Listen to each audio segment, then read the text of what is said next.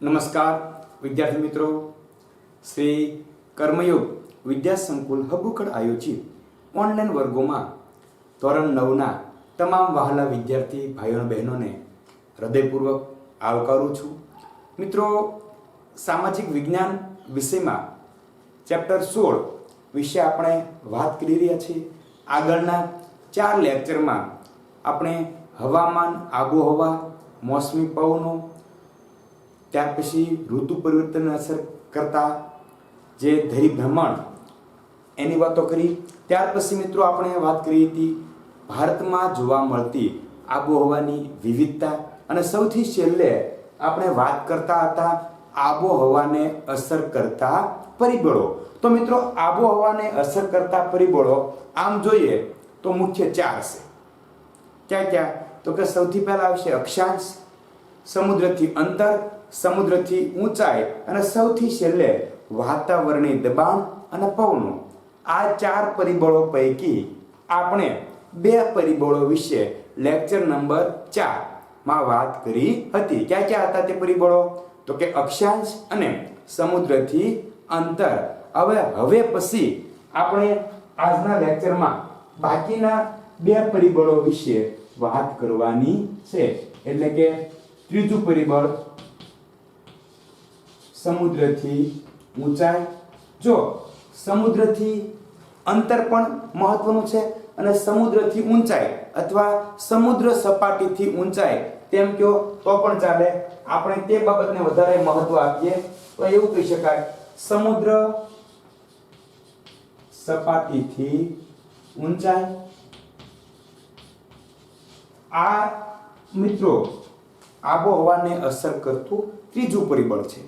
2 પરિબળો અક્ષાંશ અને સમુદ્રથી અંતર, એના વિશે આપણે વાત કરી ચૂક્યા છીએ. આમ જોઈએ મિત્રો તો સમુદ્રની સપાટીથી આપણે જાણીએ છીએ કે વાતાવરણ છે 1600 કિમી સુધી ફેલાયેલું છે, પરંતુ દરેક જગ્યાએ એક સમાન વાતાવરણ છે હોતું નથી. દરેક જગ્યાએ એક સમાન વાયુઓનું પ્રમાણ હોતું નથી. જો આપણને સ્પષ્ટતા માટે પહેલી જ લાઈનમાં એ બાબત છે એ સ્પષ્ટ કરેલી બતાય છે. જો તમે કે સમુદ્રની સપાટીથી વાતાવરણમાં જેમ જેમ ઊંચે જઈએ તેમ હવાનું દબાણ અને હવાનું તાપમાન ઘટતું જોવા મળે છે. ખાસ મિત્રો યાદ રાખજો કે સમુદ્રની સપાટીથી જેમ જેમ વાતાવરણમાં ઊંચે જઈએ તેમ હવાનું દબાણ અને હવાના તાપમાનમાં ઘટાડો થાય છે. ઘટતું જાય છે, વધતું નથી. આપણા માટે મિત્રો પહેલો જ પોઈન્ટ બનશે અહીંયા સમુદ્ર સપાટીથી કેમ? તો કે જેમ જેમ ઊંચે જઈએ તેમ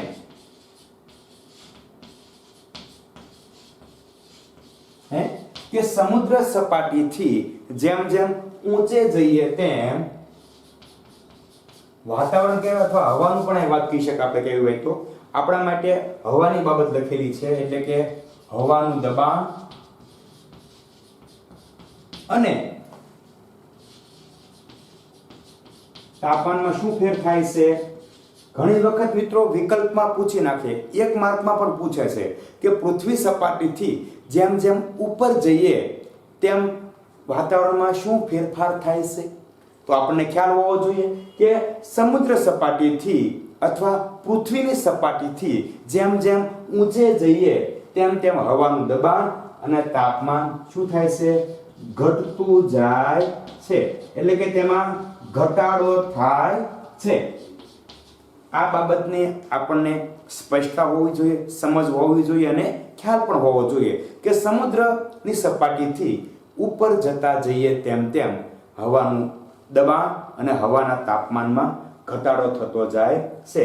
જ્યારે ભૂપૃષ્ઠની ઊંચાઈ વરસાદમાં ભૂપૃષ્ઠ એટલે સમુદ્ર સિવાયના ભૂમિ ભાગોની અહીંયા વાત કરવામાં આવી છે કે સમુદ્ર સપાટીથી ઊંચે જઈએ તેમ તાપમાન છે અથવા હવાનું દબાણ ઘટતું જાય છે, હવાનું તાપમાન ઘટતું જાય છે, પરંતુ ભૂપૃષ્ઠની ઊંચાઈ વરસાદમાં વધારો કરે છે. જો આબોહવાની વાત કરવાની છે આપણે કે કયા કયા પરિબળો આબોહવાને બદલાવે છે. ભૂપૃષ્ઠ સમુદ્ર સપાટીથી ઊંચે જઈએ તો ઘટે, પરંતુ જો ભૂપૃષ્ઠ ઊંચું હોય તો વરસાદમાં વધારો કરે છે. એ બાબત પણ આપણા માટે અહીંયા મહત્વની છે કે ભૂપૃષ્ઠની ઊંચાઈ શું કરે છે? તો કે ભૂપૃષ્ઠની ઊંચાઈ વરસાદમાં વધારો કરે છે. કે ભૂપૃષ્ઠ જેમ ઊંચું હોય તેમ વરસાદ વધુ પડે છે. આપણે જાણીએ છીએ કે હિમાલય પર્વતની ઊંચાઈને લીધે તેના શિખરો 12 માસ બરફથી છવાયેલા રહે છે. કારણ કે હવાનું દબાણ ઘટે છે, ત્યાં તાપમાન ઘટતું જાય છે, અને એટલા માટે હિમાલય છે એ તો કે મોટા ભાગે બરફોથી છવાયેલો હોય છે. અને ભૂપૃષ્ઠની વાત કરીએ તો આપણે જાણીએ છીએ અસમ, મેઘાલય એમાં મોટા મોટા ડુંગરાઓ આવેલા હોવાને કારણે ત્યાં વરસાદનું પ્રમાણ વધુ જોવા મળે છે. જો અહીંયા આપણે બે રીતે વાત કરવાની છે. એક તો કે તાપમાન ઘટતું જાય છે એની વાત કરતા હોઈએ એટલે આપણે કોની વાત કરવાની છે? હિમાલયની. આપણે એ પોઈન્ટને લેવાનો જ છે, પરંતુ તમારી સમજણ માટે હું એમ કહેવા માંગુ છું કે સમુદ્ર સપાટીથી ઊંચા જઈએ તેમ હવાનું દબાણ અને તાપમાન ઘટતું જાય છે. આનું ઉદાહરણ ભારતમાં શેના આધારે આપી શકાય? તો કે હિમાલયને આધારે. કારણ કે હિમાલય પર્વત છે એની ઊંચાઈને લીધે ખૂબ ઊંચો છે, અને ઊંચાઈને લીધે તેના બહુ ઊંચા શિખરો 12 માસ બરફથી છવાયેલા રહે છે. એ મુદ્દો આની સાથે જોડાયેલો છે એમ કહું તો પણ ચાલે. અહીં લખવાનું મિત્રો આપણે હિમાલય પર્વતની ઊંચાઈને કારણે તેના ઊંચા શિખરો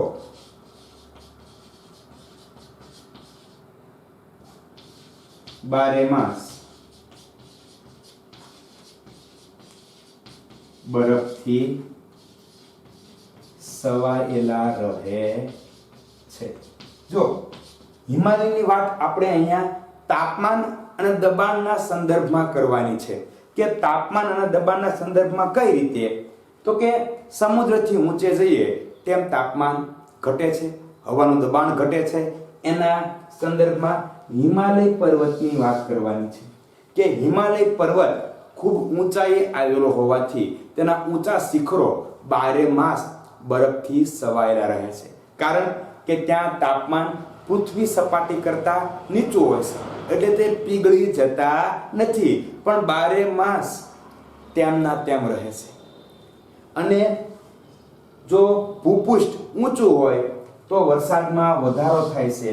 આના માટે આપણે વાત કરવાની છે તો કે અસમ અને મેઘાલયના પહાડો કે જે ખૂબ ઊંચા હોવાથી ત્યાં 12 માસ અથવા 12 માસ નહીં સોરી ત્યાં સૌથી વધુ વરસાદ પડે છે. 12 માસ તો વરસાદ ન પડે ને ભાઈ, કે પડે?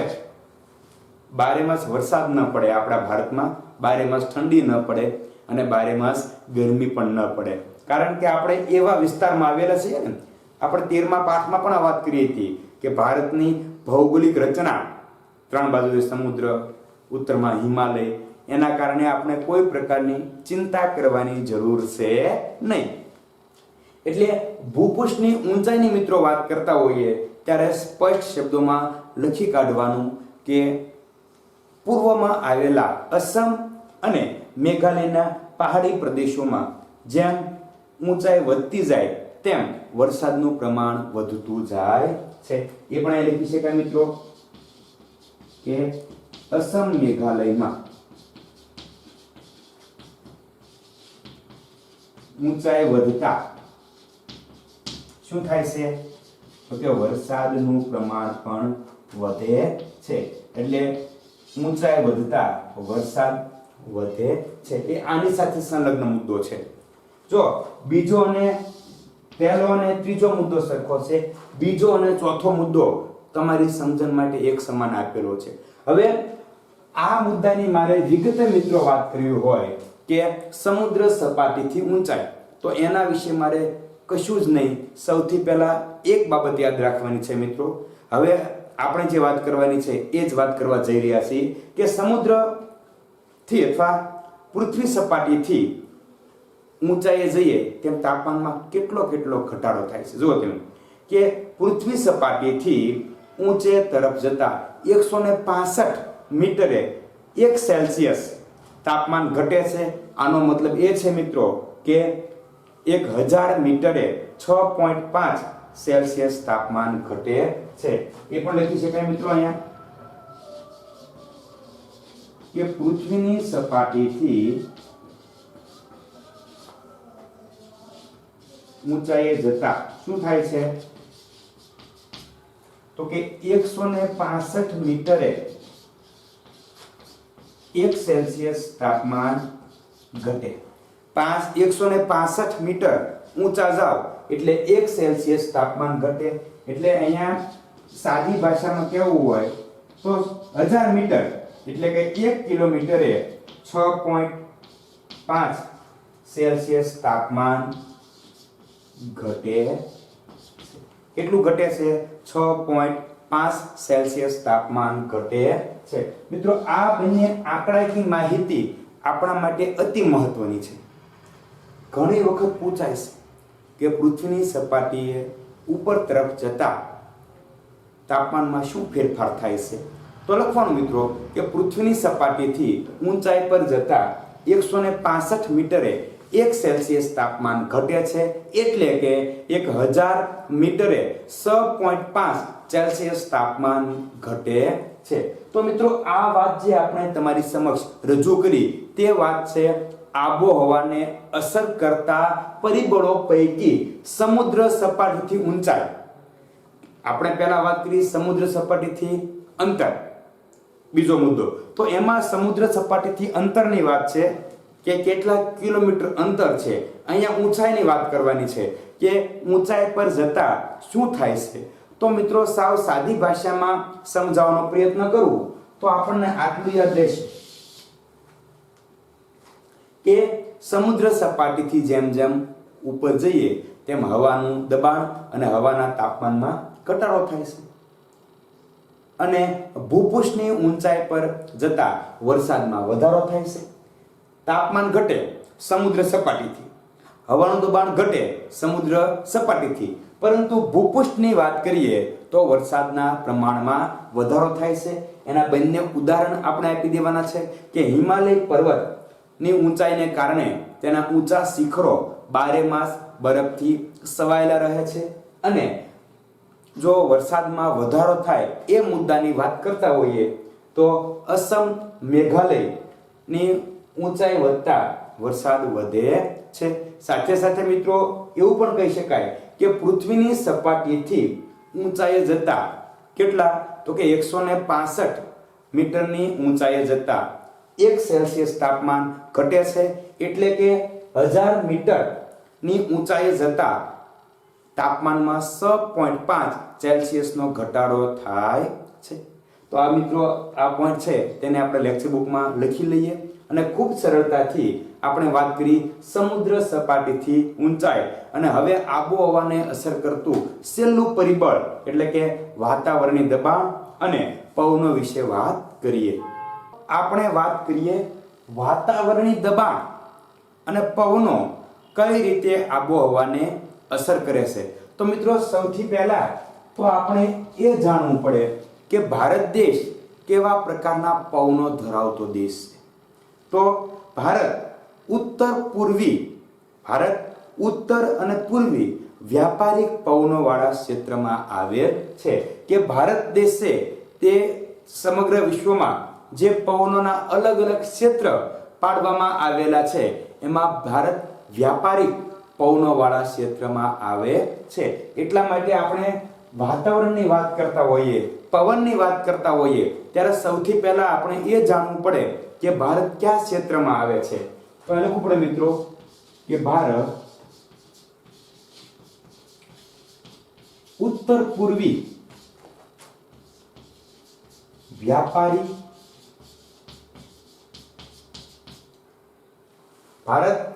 ઉત્તર પૂર્વી વ્યાપારિક ક્ષેત્રમાં આવે છે અથવા વ્યાપારિક પવનો વાળા ક્ષેત્રમાં સ્થાન પામે છે એમ પણ લખી શકાય. આ પવનો હવે જો જે ઉત્તર પૂર્વી વ્યાપારિક પવનો છે તે ક્યાંથી આવે છે અને કઈ રીતે જાય છે એ પણ જાણવું પડે ને. આપણે એ તો ખ્યાલ આવી ગયો કે ભારત દેશ છે એ કેવા પવનો ધરાવતો દેશ છે, તો કે ભારત ઉત્તર પૂર્વી વ્યાપારિક પવનો ધરાવતો દેશ છે. પરંતુ સાથે સાથે આ જે પવનો છે એની શરૂઆત ક્યાંથી થાય છે, તો કે આ પવનો ઉત્તર ગોળાર્ધના, જે આપણે ભારત દેશ ઉત્તર ગોળાર્ધમાં આવેલો છે અને એટલા માટે જ આવા પવનો ધરાવે છે કે આ પવનો ઉત્તર ગોળાર્ધના ઉષ્ણકટિબંધીય ગુરુદાબ પટ્ટાના ભારે દબાણ પટ્ટાઓ દ્વારા સર્જાય છે. કે આ પવનોનું સર્જન કોણ કરે છે, આ પવનો કઈ રીતે ઉત્પન્ન થાય છે, એનું સર્જન કઈ રીતે થાય છે, જો આપણે તેની વાત કરીએ તો મિત્રો કહેવું પડે કે ઉષ્ણકટિબંધીય, આપણે જાણીએ છીએ કે જે 3 પ્રકારના કટિબંધ પાડવામાં આવેલા છે. હવે એમાં તો કે ઉષ્ણકટિબંધીય જે ગુરુ એટલે મોટા દાબ પટ્ટા છે અથવા આ દાબ પટ્ટના કારણે તેનું સર્જન થાય છે અથવા ભારે દબાણ આ પટ્ટાઓ દ્વારા સર્જાય છે. એ પણ લખવું પડે મિત્રો આપણે કે ઉત્તર ગોળાર્ધ. હવે જે ઉત્તર ગોળાર્ધના કેવા કટિબંધીય, ઉષ્ણકટિબંધીય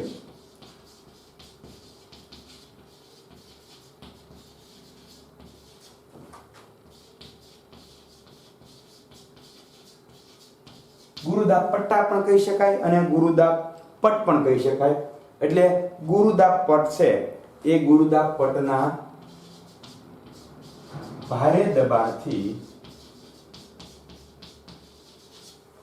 આવા પટ્ટાઓ સર્જાય છે અથવા ભારે દબાણથી અને પટ્ટાઓ દ્વારા આ પવનો ઉત્પન્ન થાય છે. ભારે દબાણ પટ્ટાઓ દ્વારા સર્જાય છે.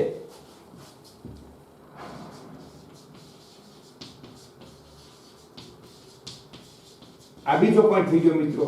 જો આપણે સૌથી પહેલા એ બાબતની જાણકારી મેળવવી પડે કે આપણે કેવા પવન ધરાવીએ છીએ, આ પવનો ક્યાંથી આવે છે અને કઈ રીતે તેનું સર્જન થાય છે. તો બે મુદ્દામાં આપણે આ માહિતી મેળવવાનો પ્રયત્ન કર્યો કે ભારત તો કે ઉત્તર પૂર્વી વ્યાપારી પવનો વાળા ક્ષેત્રમાં આવે છે. હવે ઉત્તર પૂર્વી જે વ્યાપારી પવનો છે એ નું સર્જન ક્યાંથી થાય છે, તો કે ઉત્તર ગોળાર્ધમાંથી. અને ઉત્તર ગોળાર્ધના ઉષ્ણકટિબંધીય જે ગુરુદાબ પટ છે એના ભારે દબાણના પટ્ટાઓ છે એના દ્વારા તેનું સર્જન થાય છે. આ પવનો ત્યાંથી ઉત્પન્ન થાય છે. હવે જો પૃથ્વીની ધરીભ્રમણ, આપણે વાત કરી ગયા પરિભ્રમણ અને ધરીભ્રમણ. ધરીભ્રમણને લીધે થોડા મરડાઈને વિષુવવૃત્ત તરફ વાય છે. તે ઉત્પન્ન થાય છે ઉત્તર ગોળાર્ધમાંથી. પરંતુ પૃથ્વીની જે બે ગતિઓ છે એમાંની એક ગતિ એટલે કે ધરીભ્રમણને કારણે પૃથ્વી પોતાની ધરી પર ફરે. આ ધરીભ્રમણને કારણે થોડા મરડાઈને, સીધા નથી આવતા પણ થોડાક વળાંક ખાઈને મરડાઈને ક્યાંથી આવે છે, વિષુવવૃત્ત તરફ વાય છે અથવા વિષુવવૃત્ત તરફથી આવે છે.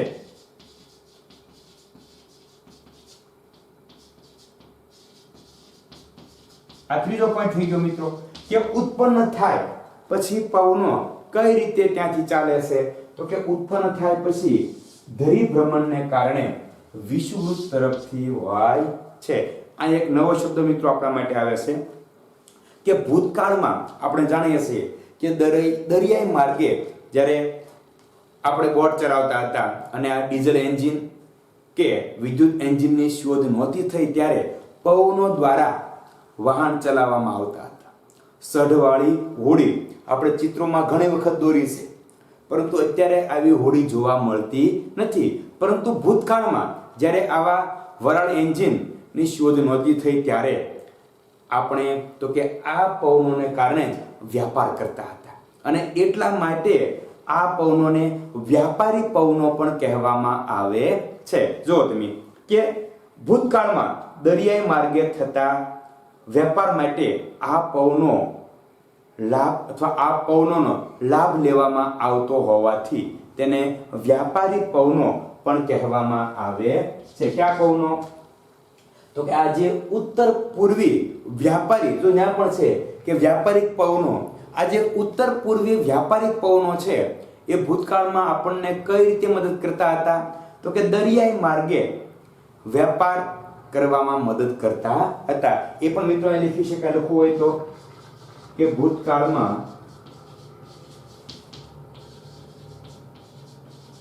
આ પવનો દ્વારા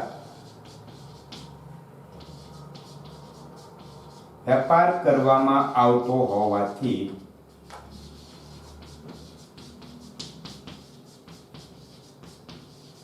તેને શું કહેવામાં આવે છે? તો કે તેને વ્યાપારી પવનો પણ કહેવામાં આવે છે. કરવામાં આવતો હોવાથી તેને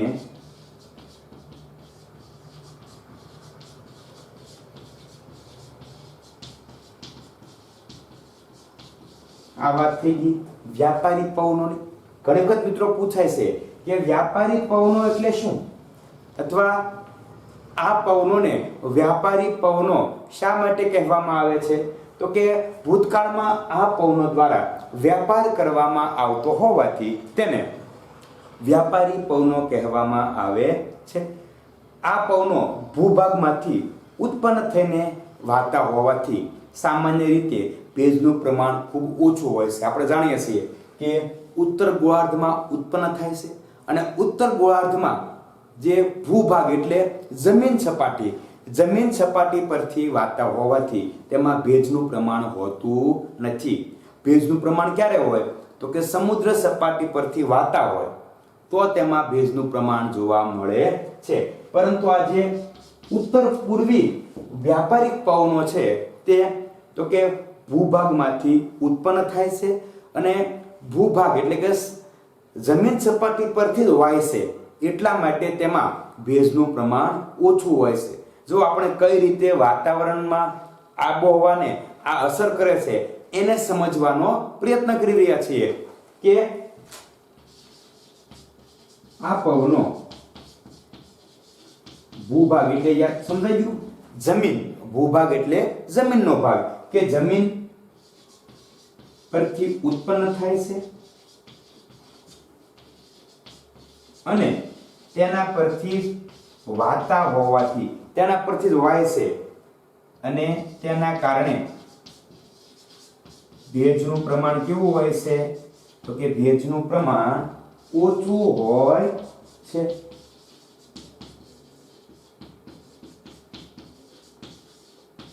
કે તે પૃથ્વી સપાટી પરથી જ જમીન પરથી ઉત્પન્ન થાય છે અને તેના પરથી જ વાતા હોવાથી ભેજનું પ્રમાણ ઓછું છે. પરંતુ જ્યારે ભારતમાં આવે છે ત્યારે કંઈક નવી સ્થિતિનું સર્જન થાય છે. કારણ કે ભારત દેશ એવો છે મિત્રો, કંઈક નવું કરીને બતાવો. જો તમે અહીંયા કે ભારતની દક્ષિણે શું આવેલું છે? તો તમે બધા મિત્રો જાણો છો કે ભારતની દક્ષિણે હિન્દ મહાસાગર આવેલો છે, પશ્ચિમે તો કે પશ્ચિમે અરબ સાગર આવેલો છે અને પૂર્વમાં તો કે પૂર્વમાં બંગાળની ખાડી છે. ત્રણેય બાજુ વિશાળ જળ રાશિ હોવાને લીધે આ પવનો સૂકા હોય છે, પરંતુ તેના પરથી વાય છે અને ભેજવાળા બને છે અને તેના કારણે ભારતમાં વરસાદ પડે છે. જુઓ આ ભારત દેશની મહાનતા છે. આ ભારત દેશ પર પ્રાકૃતિક પૂરેપૂરો સહકાર મળ્યાની બાબત છે મિત્રો. કે હકીકત આ બધા પવનો કેવા હોય છે? તો કે સૂકા, એમાં ભેજનું પ્રમાણ ઓછું હોય છે. હવે વરસાદ ક્યારે આવે? તો કે ભેજનું પ્રમાણ હોય તો જ વરસાદ પડે. એટલે આ પવનો અન્ય જગ્યાએ વરસાદ આપતા નથી, કારણ કે તેમાં ભેજનું પ્રમાણ ઓછું હોય છે.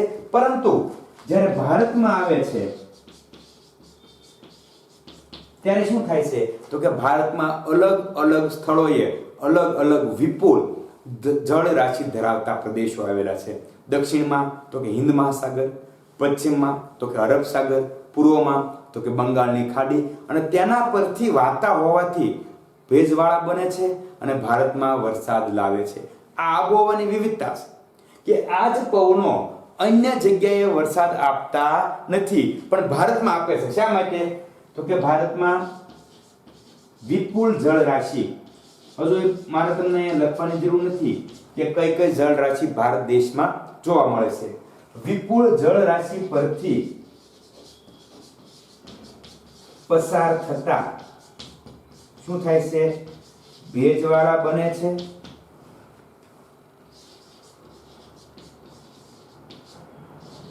અને વરસાદ આપે છે અથવા વરસાદ લાવે છે. જો અહીંયા આપણે આ સમગ્ર પોઈન્ટ દરમિયાન વ્યાપારિક પવનોની વાત કરી છે મિત્રો, કે વ્યાપારિક પવનો કઈ રીતે ઉત્પન્ન થાય છે, કઈ રીતે હોય છે અને તે ભારતમાં કઈ રીતે વરસાદ લાવે છે. એટલે આ સીધી રીતે વિચારીએ તો મિત્રો આ ભારતની આબોહવાની લાક્ષણિકતા કહી શકાય. ભારતની આબોહવા પર અસર કરતા પરિબળોમાં વ્યાપારિક પવનો અતિ મહત્વનો ભાગ ભજવે છે. આપણે તેની વાત કરી મિત્રો. હવે જો તમે કે અન્ય જે પવનો હોય છે શિયાળામાં, ઉનાળામાં અને ચોમાસામાં, આ બધા એક જ ઋતુમાં અથવા અલગ અલગ ઋતુમાં એક જ દિશામાંથી વાતા નથી, અલગ અલગ હોય છે. જુઓ, શિયાળામાં તો કે હિમાલયની ઉત્તરમાં ભારે દબાણ હોય છે અને તેથી આ ભારે દબાણ હિમાલયમાં શું છે તો કે ખૂબ ઠંડી પડે છે. હવે ખૂબ ઠંડી પડતી હોવાથી આ ક્ષેત્રમાંથી જે પવનો આવે તે કેવા છે તો કે સૂકા અને ઠંડા હોય છે અને તેથી હળવા દબાણવાળા સમુદ્રી વિસ્તાર તરફ હોય છે.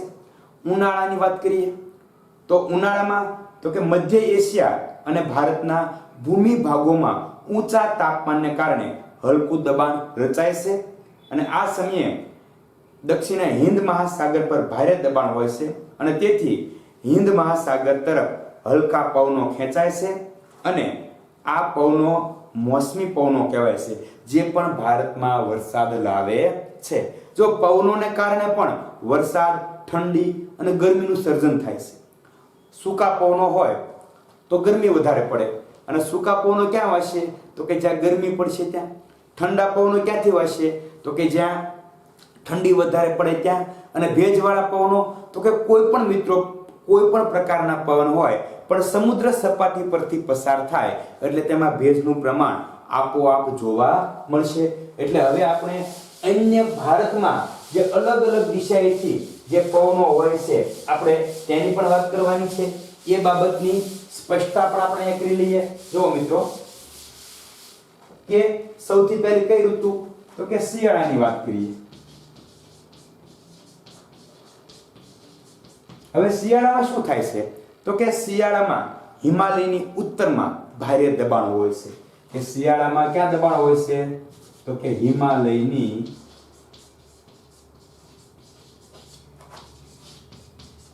ઉત્તરે ભારે દબાણ હોય છે. હવે ભારે દબાણ હોવાથી ત્યાંથી જે પવનો ભારતમાં આવશે તે કેવા થઈને આવશે તો કે ઠંડા અને સૂકા. હવે ઠંડા અને સૂકા પવનો દક્ષિણના હળવા દબાણવાળા સમુદ્રી વિસ્તાર તરફ હોવાય છે. અહીંથી ઉત્પન્ન થયા અથવા ત્યાંથી પસાર થયા. હવે ઠંડા વિસ્તારમાંથી પસાર થયા હોવાથી તે ઠંડા બને છે અને આ ઠંડા પવનો અને સૂકા પવનો એટલે કે આ ઠંડા અને સૂકા પવનો ક્યાં હોય છે તો કે દક્ષિણના હળવા દબાણવાળા વિસ્તારમાં. દક્ષિણના કેવું દબાણ? હળવા દબાણવાળા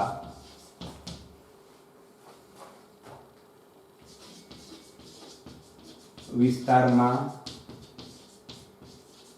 વાય છે.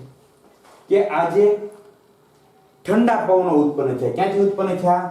હિમાલયની ઉત્તરમાંથી. હવે હિમાલયની ઉત્તરમાંથી જે ઠંડા પવનો ઉત્પન્ન થયા છે તે ક્યાં કેવા હશે તો કે ઠંડા અને સૂકા. અને કઈ બાજુ વાશે તો કે દક્ષિણ તરફ વાય છે. એ જ રીતે ઉનાળાની મિત્રો આપણે વાત કરીએ. જો આ વાત કરી શિયાળાની, હવે ઉનાળાની વાત કરીએ તો ઉનાળામાં કેવા પવનો હશે તો કે ગરમ પવનો હોય.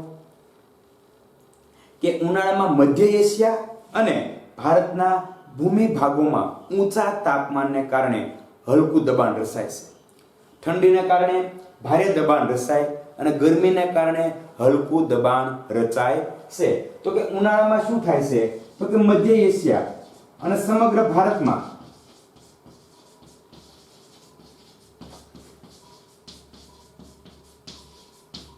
એશિયામાં અને સમગ્ર ભારતમાં તો કે ગરમી હોવાને કારણે અથવા ઊંચા તાપમાનને કારણે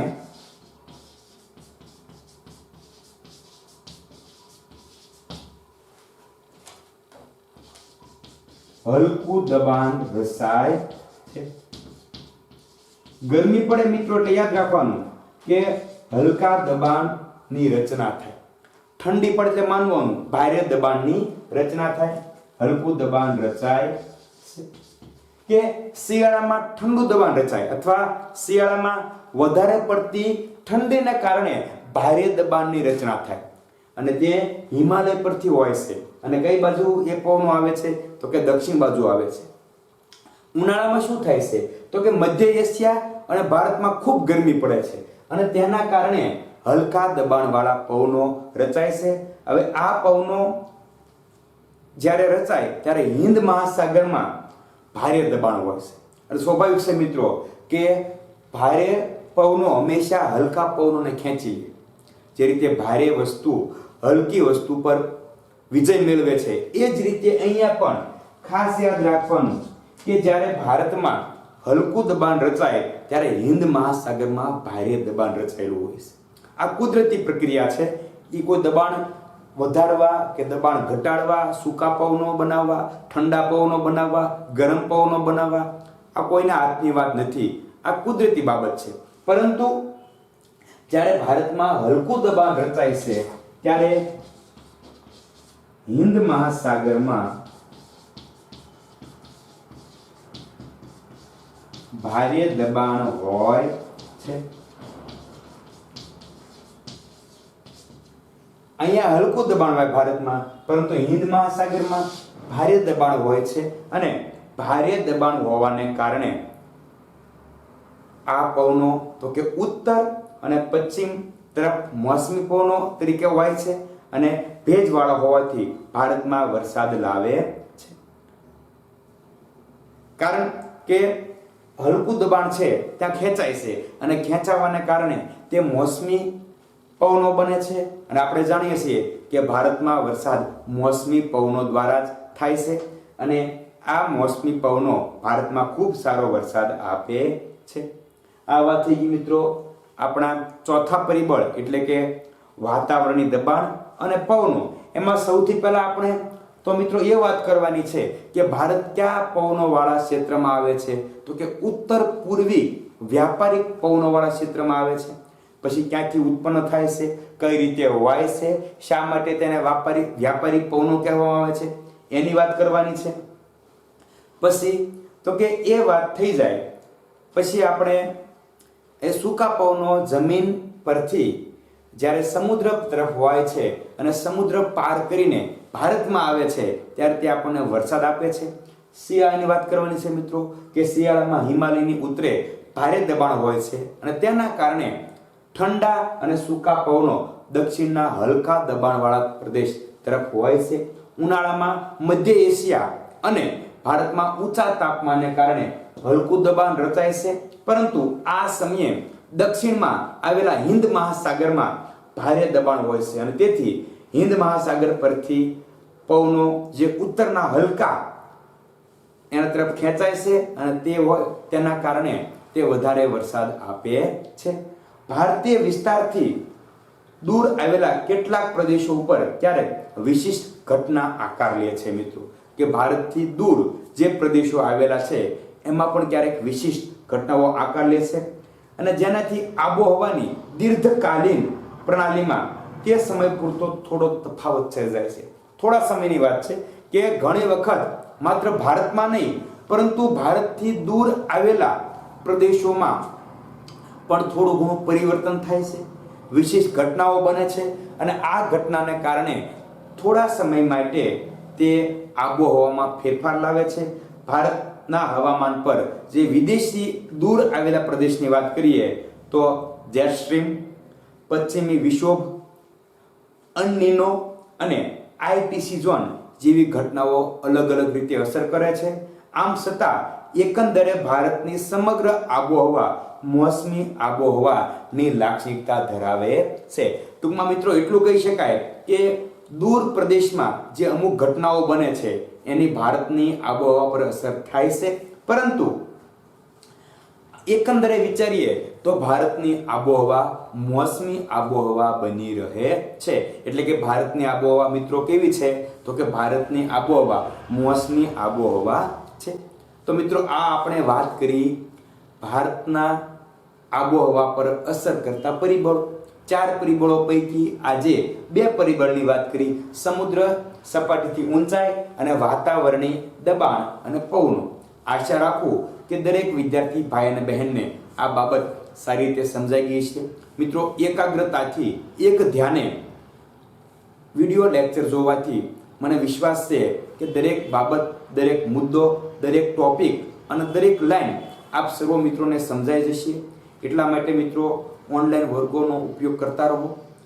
આપણા સગા સંબંધીઓ, આપણા મિત્રો, આપણા ગામમાં અન્ય અભ્યાસ કરતા વિદ્યાર્થીઓને પણ આપણે આ વિડીયોની લિંક મોકલીએ, જેથી કરીને એ વિદ્યાર્થીઓ પણ ઘેર બેઠા બેઠા ઉત્તમ શિક્ષણ પ્રાપ્ત કરતા રહે. મિત્રો આપણી ચેનલને સબસ્ક્રાઇબ કરતા રહો, લાઈક કરતા રહો અને શેર કરીને દરેક વિદ્યાર્થી ભાઈઓ બહેનો ઉત્તમમાં ઉત્તમ શિક્ષણ પ્રાપ્ત કરે તેવી અભિલાષા સાથે આજના લેક્ચરને અહીં પૂર્ણ કરું છું. અસ્તુ.